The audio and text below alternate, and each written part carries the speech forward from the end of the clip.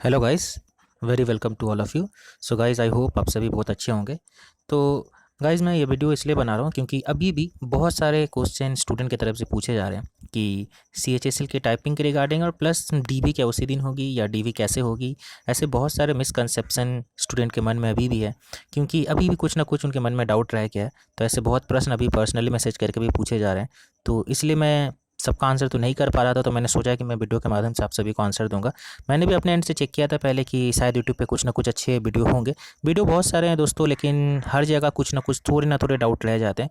तो मैं कोशिश करूँगा इस पर्टिकुलर वीडियो में हर एक डाउट को क्लियर कर देने के लिए। तो मैं सबसे पहले आपको बता दूं कि देखिए, पहले 2015 और 2016 में CHSL की जो भी एग्ज़ाम टाइपिंग होती थी, तो उस समय टाइपिंग पहले होती थी, उसके बाद जाके डॉक्यूमेंट वेरिफिकेशन किया जाता था। तो अभी देखिए, रूल वही है, लेकिन सिर्फ फॉर्मेट थोड़ा सा चेंज हो गया है, लेकिन बाद बाकी सारा ही कहानी एक है। तो यहाँ पे दोस्तों, अभी 2017 से CHSL 2017 से टाइपिंग और डीवी एक दिन ही करवाई जाती है। तो इससे दो फ़ायदा होता है, आपका भी फ़ायदा है और कमीशन का भी फ़ायदा है। कमीशन का फ़ायदा है कि सारा काम एक दिन में हो जाता है, और आपका भी फ़ायदा है कि आपको 2 बार नहीं जाना पड़ता है, एक दिन में ही हो जाता है। तो पहले चीज़ कि सेम डे ही आपका डीवी होगा। अगर किसी के भी मन में ये डाउट है कि डिफरेंट डे डीवी होगा, तो नहीं, पहले होती थी कि टाइपिंग होता था, फिर टाइपिंग होने के बाद जो क्वालिफाई करते थे उनका डीवी करवाया जाता था। लेकिन अभी चीज़ बदल गया, अभी चीज़ है कि अभी डीवी सबकी होती है, तो आपका सेम डे ही डीवी करवाया जाएगा और उसी दिन ही आपकी टाइपिंग होगी। तो सबसे पहली चीज़, तो दोस्तों पहला प्रश्न उठता है कि उस दिन क्या क्या लेकर जाना है। तो पहला चीज़, जैसे कि आपका टाइपिंग टेस्ट है तो आपकी एडमिट कार्ड जनरेट होती है, तो आपको एडमिट कार्ड लेके जाना है। एडमिट कार्ड के संग संग दोस्तों, आपको एक आईडी प्रूफ लेके जानी है, 2 फोटोग्राफ लेके जानी है। इसके अलावा आपका जो भी, देखिए ये CHSL है, तो यहाँ पे आपकी जो मिनिमम एलिजिबिलिटी होती है वो क्लास 12 होती है। तो आपको अपने 12 तक की मार्कशीट और पास सर्टिफिकेट दोनों ही लेके जाने हैं। क्लास 10 के भी मार्कशीट और पास सर्टिफिकेट लेके जानी है, और क्लास 12 के भी मार्कशीट और पास सर्टिफिकेट लेके जाने हैं।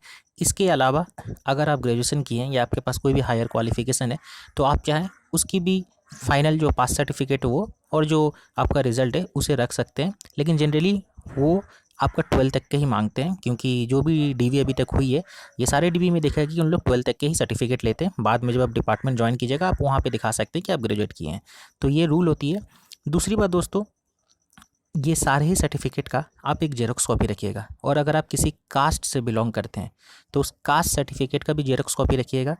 इसके अलावा यहाँ पे भी कुछ प्रश्न उठते हैं कि जैसे किसी का कास्ट सर्टिफिकेट पुराना है, 1 साल से पुराना है, तो जनरली अगर 1 साल के अंदर है कास्ट सर्टिफिकेट, और अगर वो सेंट्रल के फॉर्मेट के जैसा है, तो आपको जनरली नया कास्ट सर्टिफिकेट के लिए जो न्यू फॉर्मेट लेके अप्लाई करने के लिए ज़रूरत नहीं होती, कि सेम फॉर्मेट के लिए आपको अप्लाई करने के लिए कोई ज़रूरत नहीं होती है। लेकिन ऐसे बहुत सारे कैंडिडेट हैं जिनका कास्ट सर्टिफिकेट या तो 1 साल से ज़्यादा हो गया, या 1 साल के अंदर भी है, लेकिन उनका फॉर्मेट सेंट्रल से मैच नहीं करता। तो उन सभी कैंडिडेट को जो एनेक्सर दी जाती है, एनेक्सर लेके अपना जो डिपार्टमेंट है, आपके जो लोकल डिपार्टमेंट है, जो भी सब डिविजनल ऑफिस जो भी है, तो वहाँ पे आपको अप्लाई करना पड़ता है कि आपको उस फॉर्मेट में आपको एक कास्ट सर्टिफिकेट इशू कर दिया जाए। यानी कि आप जो एनेक्सर जमा करेंगे, जनरली उस पर ही उन लोग साइन करके दे देते हैं आपको। तो आपको, अगर आप किसी कास्ट से बिलोंग करते हैं, तो आपको ये रखना होगा, क्योंकि डीवी के दिन उन लोग आपसे ये मांगेंगे। ठीक है, ये बातें आपको कहीं भी नहीं बोली जाएगी। इसके अलावा अगर आप कहीं काम करते हैं, तो आपके पास एनओसी होना चाहिए। ठीक है, एनओसी भी आपको लेके जानी है। ये बात भी आपको कहीं भी नहीं बोली जाएगी, आपको एनओसी भी लेके जाना है, क्योंकि वो आपसे पूछेंगे कि आप कहीं पे काम करते हैं या नहीं करते हैं। जो भी कमीशन का वहाँ पे आदमी बैठ के रहते हैं, जो डॉक्यूमेंटेशन करते हैं, वो आपसे पूछेंगे क्वेश्चन। तो अगर आप हाइड कर रहे हैं तो अलग बात है, अगर आप हाइड नहीं कर रहे हैं, अगर आपने दिखाया कि आप कहीं काम करते हैं, तो आपको एनओसी लेके जाना है। और प्लस कास्ट सर्टिफिकेट, अगर आपका सेम फॉर्मेट में और 1 साल के अंदर तक है, तो आपको कास्ट सर्टिफिकेट ही लेके जाना है। उसके अलावा कोई एनेक्सर नहीं लेना है। लेकिन अगर आपका 1 साल से पुराना, जैसे मैंने बता दिया, या फॉर्मेट में नहीं है, तो आपको एनेक्सर अप्लाई करके एनेक्सर को साइन करवा के, जो अपना लोकल आपका अथॉरिटी वहाँ से, उसके बाद आपको लेके जानी है। तो ये हो गई आपकी डॉक्यूमेंटेशन के बाद। इसके बाद प्रश्न उठता है कि बहुत ऐसे बंदे हैं जिनके पास एनओसी शायद वो नहीं ले जा पाते हैं, या सपोज़ कास्ट सर्टिफिकेट के लिए अप्लाई किए हैं, लेकिन वहाँ से एनेक्सर मिलने में थोड़ी सी देरी हो रही है, लेकिन आपका एग्ज़ाम डेट सामने है, आप नहीं ले जा पाएंगे उस दिन। तब क्या होगा? तो मैं आपको ये भी बता दूं कि अगर आप नहीं भी लेके जाते हैं, तो आपको कमीशन समय देती है। आपको घबराने की बिल्कुल ही बात नहीं है, आपको कमीशन पूरा टाइम देगी कि आपको इस डेट तक लाके जमा कर देना है। ऐसा भी होता है, तो आपको इसके लिए चिंता नहीं करना होगा। दूसरी बात है कि सबसे पहले जब आप वहाँ पे पहुँचिएगा तो आपको वहाँ पे इंस्ट्रक्शन दे दी जाएगी गेट पे।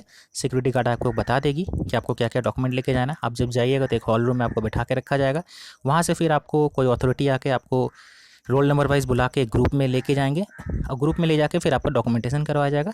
वहाँ पे डॉक्यूमेंटेशन में आपको याद रखना है, आपको प्रेफरेंस फॉर्म भी लेके जानी है। वेरी इंपॉर्टेंट बात, प्रेफरेंस फॉर्म आप फिल आउट करके जिस हिसाब से आपको डिपार्टमेंट चाहिए आप एक रखिएगा ज़रूर, क्योंकि वहाँ पे ज़रूरत लगेगी आपको। तो प्रेफरेंस फॉर्म ऑलरेडी एसएससी ने अपने वेबसाइट पे भी अपलोड किया था, हमने भी अपने वीडियो पे दिखाया था, तो आप उसका डिटेल्स देख लीजिएगा हमारे वीडियो के थ्रू। तो प्रेफरेंस फॉर्म भी लेके जानी है। तो जब आपको बुलाया जाएगा वहाँ पे ग्रुप में ले जाके, तो जब आपका डॉक्यूमेंटेशन होगा तो आपकी सर्टिफिकेट देख ली जाएगी। उसके बाद ये सारे सर्टिफिकेट का जो जेरोक्स कॉपी रहेगा आपका सेल्फ अटेस्टेड होना चाहिए। ये सारे सर्टिफिकेट का जेरोक्स कॉपी को वहाँ पे जमा कर लिया जाएगा चेक करने के बाद। इसके बाद आपका प्रेफरेंस फॉर्म जो आपके हाथ में रहेगा, तो आपको वहाँ पे जो कंप्यूटर पे बैठे रहेंगे वो आपसे पूछेंगे, क्योंकि वो आपके ऑनलाइन प्रेफरेंस फॉर्म फिलअप करेंगे। तो वहाँ पे आप बिल्कुल ही गलती नहीं कीजिएगा। अगर आप प्रेफरेंस चेंज करना चाहते हैं या आपके जो हाथ में जो प्रेफरेंस सीट रहता है अगर वहाँ पे कुछ गलती है वो चल जाएगा, लेकिन आप ऑनलाइन प्रेफरेंस फॉर्म फिलअप करते समय कोई गलती नहीं कीजिएगा। आप वहाँ पे प्रॉपरली फिलअप करवाइएगा। जब प्रेफरेंस फॉर्म फिलअप हो जाएगा तो उसके बाद जनरली वो आपसे एक प्रेफरेंस का ऑनलाइन जो फिलअप होता है उसका प्रिंट करेंगे, प्रिंट करके आपसे साइन करवाते हैं। तो साइन करवाने के बाद आप वहाँ पे देख लीजिएगा, और अगर आपकी सपोज़ कोई डॉक्यूमेंट जो आप वहाँ पे जमा नहीं कर पाएँ, चाहे एनओसी हो, चाहे कुछ ऐसा कास्ट सर्टिफिकेट रिगार्डिंग कुछ अपडेटेड कुछ एनेक्सर अभी जमा नहीं कर पाए, तो वहाँ आपका जो स्टेटस रहेगा वो प्रोविजनल दिखाएगा। तो इससे डरिएगा बिल्कुल नहीं, और जिनका सारा डॉक्यूमेंट ओके रहेगा वहाँ पे आपका स्टेटस क्लियर दिखाएगा। तो ये दो बातें रही। इसके अलावा आपको जो हैंड रिटन जब भी आप एग्ज़ाम में जाते हैं जो आपको वहाँ पे लिखवाया जाता है सेम वहाँ पे भी लिखवाया जाएगा। ये सारे प्रोसेस कंप्लीट होने के बाद आपको फिर से वापस रूम में भेज दिया जाएगा। फिर उसका जैसे ही लैब खाली होता है तो आपको दोस्तों लैब में बुलाया जाएगा। लैब में बुलाने के बाद पहली बात है, कोई ऐसा रोल नंबर मेंशन नहीं रहता कि आपको इसी सीट में बैठना है। आप वहाँ पे जाइएगा, रैंडमली बैठा दिया जाता है। आप रैंडमली कोई भी अच्छा कीबोर्ड देख के, कोई सिस्टम देख के, या कोई एक ऐसा जगह जहाँ पे आपको ज़्यादा डिस्टर्बेंस ना हो वहाँ पे आप बैठ सकते हैं। इसके अलावा आप जैसे ही बैठ जाइएगा तो आपको लॉगिन करने का इंस्ट्रक्शन बताया जाएगा, आप लॉगिन कर लीजिएगा। लॉगिन करने के बाद सबसे पहले बात है यहाँ पे जो उठता है कि कौन सा कीबोर्ड वहाँ पे प्रोवाइड किया जाता है। बहुत सारे बच्चे का प्रश्न उठता था, तो मैं आपको ये भी दिखा देता हूँ। तो दोस्तों जैसे कि आप स्क्रीन पे देख सकते हैं, तो जनरली मैक्सिमम जगह जो मैंने देखा है टीवीएस की कीबोर्ड प्रोवाइड की जाती है। सबसे पहली बात, ये थोड़ी सी कॉस्ट इफेक्टिव होती है और बेस्ट कीबोर्ड मानी जाती है, स्टैंडर्ड कीबोर्ड मानी जाती है। तो आपको ज़्यादातर मैक्सिमम ऑफिस में भी आपको टीवीएस की कीबोर्ड दिखी जाती है। तो अगर आप प्रैक्टिस करना चाहें तो आप टीवीएस से प्रैक्टिस कर सकते हैं। इसके अलावा दोस्तों कुछ कुछ जगह आपको डेल का भी कीबोर्ड देखने के लिए मिलेगा, मैं वो भी दिखा देता हूँ। तो आप देख सकते हैं स्क्रीन पे, तो कुछ इस प्रकार का डेल का कीबोर्ड आपको देखने को मिल सकता है।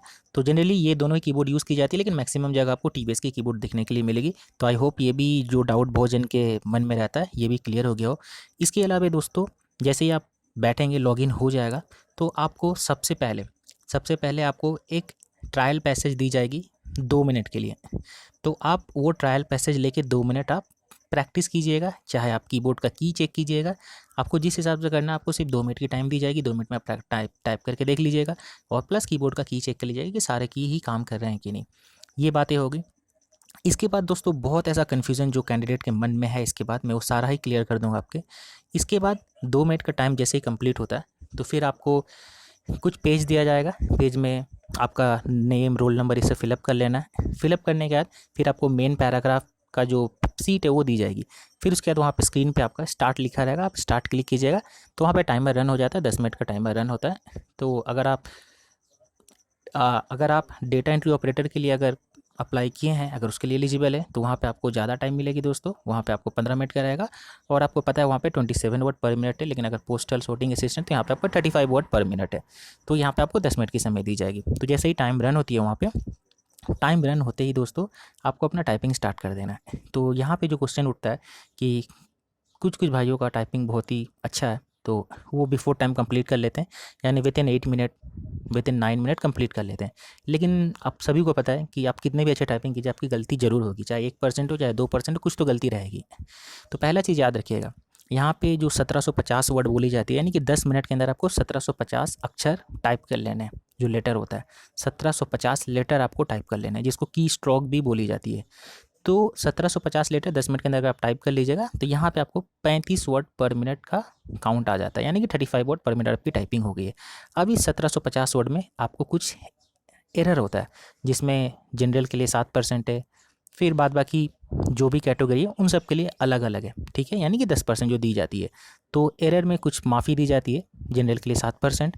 तो इस तरह के दोस्तों जो एरर छूट दी जाती है, तो अगर आप वो एरर छूट के देखिएगा तो 1750 आप वर्ड जो लिख दिए हैं उसके अंदर दी जाती है, ठीक है। यानी कि अगर आप एग्जैक्ट अगर वो एरर घटा के अगर आप देखिएगा तो जनरली आपकी टाइपिंग स्पीड 32-33 कहलाएगी, लेकिन रियल में 35 वर्ड पर मिनट मानी जाती है। उसमें आपको ये एरर की माफ़ी दी जाती है कि 7% तक छूट दी जाएगी। तो ये तो रहा पहला क्वेश्चन का आंसर, बहुत जन के जिसके मन में डाउट था। दूसरी बात है, अगर आपकी टाइपिंग टाइम से पहले कंप्लीट हो जाती है तो आपको क्या करना है, तो याद रखिएगा सीट में या तो आपको 1750 वर्ड एग्जैक्ट नहीं दी जाती है, थोड़ी सी ज़्यादा रहती है, तो आप 1750 वर्ड नहीं, उससे थोड़ा ज़्यादा टाइप कीजिएगा, कोशिश कीजिएगा कि आप ज़्यादा टाइप करने के लिए। दूसरी बात है कि 1800 या 1850 तक टाइप कीजिएगा। उसके बाद अगर आपके हाथ में टाइम रहता है तो आप क्या कीजिएगा, पूरा जो स्क्रीन है आपका, स्क्रीन में देखिएगा कहाँ पे गलती हुआ है और उस गलती को रेक्टिफाई कीजिएगा। यानी कि आपको बैक स्पेस यूज़ करने दिया तब, जी हाँ बिल्कुल बैक स्पेस की बटन वहाँ पे रहती है। अगर कोई भी बोलता है नहीं रहता है तो ये गलत फहमी है आपकी, बैक स्पेस वहाँ पे दिया जाता है, आप वहाँ पे बैक स्पेस यूज़ कर सकते हैं। अगर आपके हाथ में टाइम रहता है तो आपकी कोई भी गलती हुई है तो आप बैक स्पेस यूज़ करके उस गलती को फिर से ठीक कर सकते हैं।